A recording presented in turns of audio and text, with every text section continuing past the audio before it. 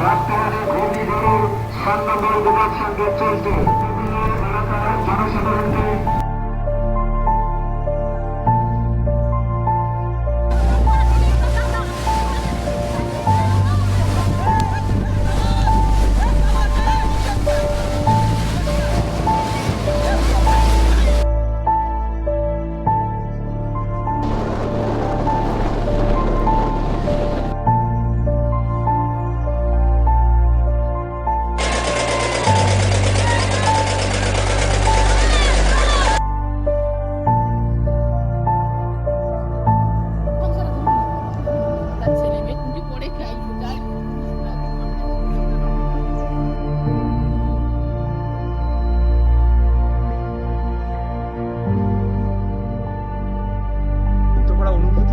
সদস্যরা এই অঞ্চলে এসছে গাছ লাগাতে।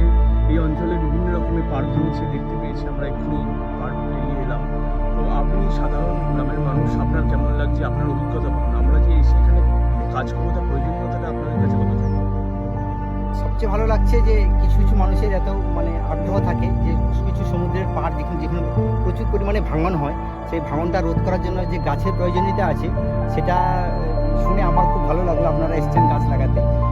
গাছের প্রয়োজনীয়তা বলতে গাছ হচ্ছে ম্যানগ্রোভ, যেটা হচ্ছে সমুদ্রের পাড়ে যে ম্যানগ্রোভটা, সেই ম্যানগ্রোভটা সবচেয়ে বেশি রোধ করে সমুদ্রের ভাঙন এবং সমুদ্রের যে ক্ষয় হয়ে যাচ্ছে, প্রচণ্ড ঢেউতে যে নষ্ট হয়ে যায় বাঁধটা, সেটাও যেমন রোধ করে, যেমন এলাকা যে ডুবে যায়, ঝড়ে যে নষ্ট হয়ে যায় গাছপালা, তারও যেমন গাছেরও যেমন প্রয়োজনীয়তা রয়েছে। প্রত্যেকটা মানুষ বুঝতে পারছে যে আস্তে আস্তে করে যে গাছের প্রয়োজনীয়তা রয়েছে, গাছটা লাগালে কতটা ভালো হয়। আমার